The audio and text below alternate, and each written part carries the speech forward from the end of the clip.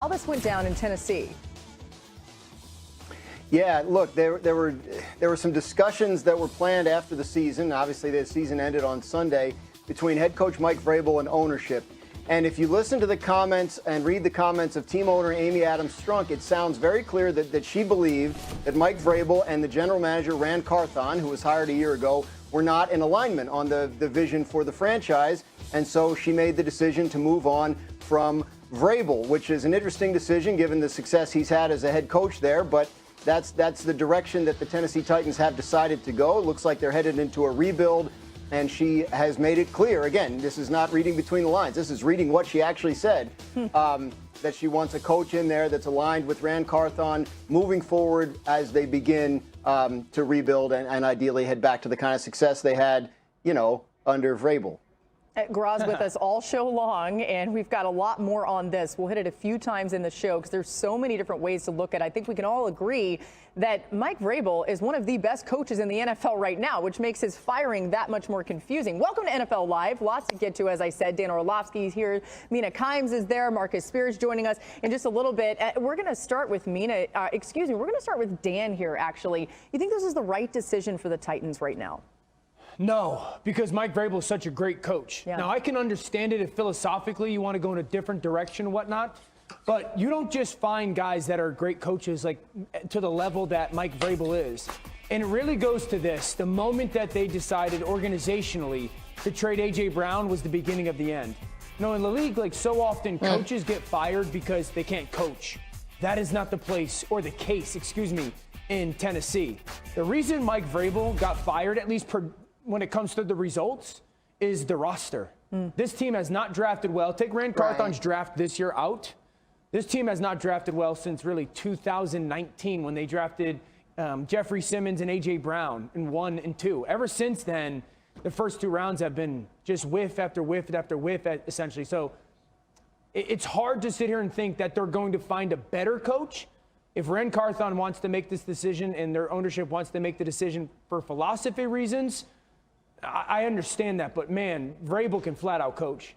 Yeah, and it does make you think, do they already have their person that they want? I mean, if they were going to make this decision. For the quickness of it? Maybe. Yeah. We're all trying to figure it out. I guess we'll find out. You did mention A.J. Brown. A reminder to those out there that, of course, they traded away A.J. Brown to the Eagles. Mina, is this Titans job a desirable job for whoever gets it next?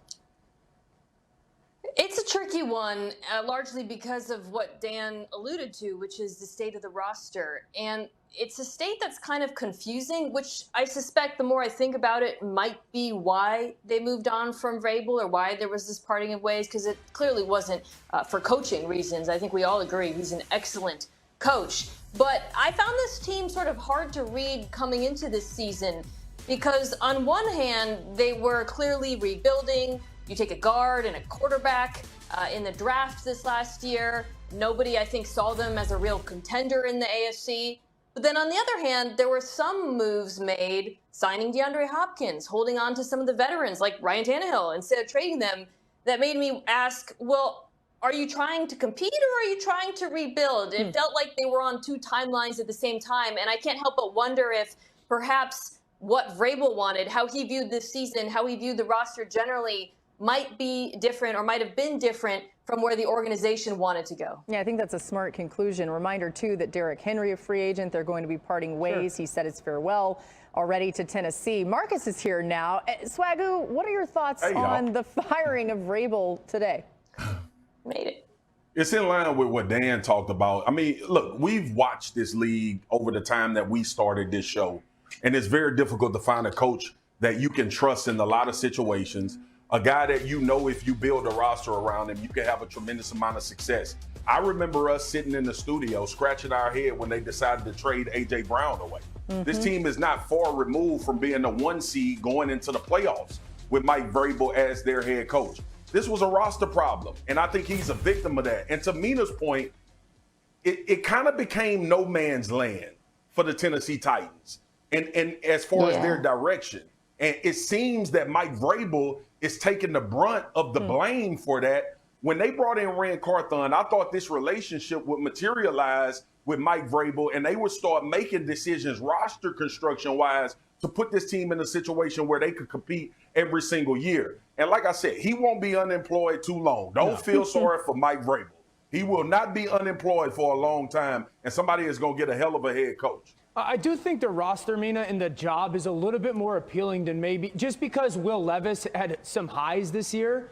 You know, the offensive line, Peter Skoronski, their first rounder, looks pretty promising. Spears, they need a lot more help on the perimeter. And there's some young pieces on defense that are solid players, not great. For Rand Carthon, their general manager, he's got to find his Mick Shanahan. You know, that group of tree coaches, because he's been in San Francisco, or was in San Francisco since 2017. And the elite coordinators that he was around are all head coaches. Yeah. I mean, Robert Saleh, D'Amico Ryans, Mike McDaniel. So my mind naturally immediately goes to Houston's offensive coordinator, Bobby Slowick. I would imagine that Rand Carthon, because they're tied together in San Francisco, that would be one of their first interview requests. But I do think that because of Levis's intrigue, the roster's a little bit more appealing than maybe the record implies.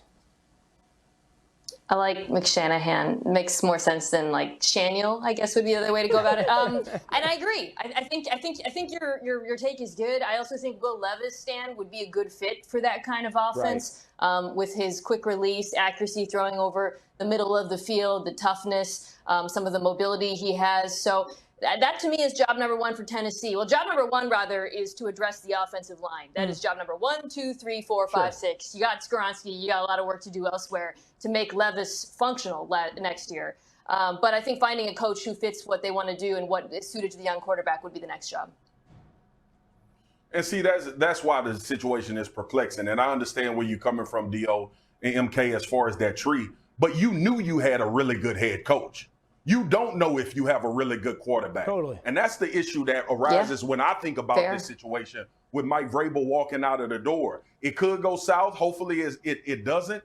But to let a guy like this walk out of the door, and when you hear his players speak about him and how these guys actually fought for him in a game that meant nothing at the end of the season, just this past weekend, it's hard for me to accept the fact that he was the problem and you thought you needed to fix this part of your football team. Yeah, we're going to do a lot more on this a little bit later, as well as where we think Vrabel could end up landing. These guys have some good suggestions there. Also, Dan, we got to give some credit for McShanahan. It came from John Harbaugh in our Ravens meetings the other day. Okay, it's a really good one. But sometimes were you going to take? Sometimes the information some damn good coaches. This is private, Laura.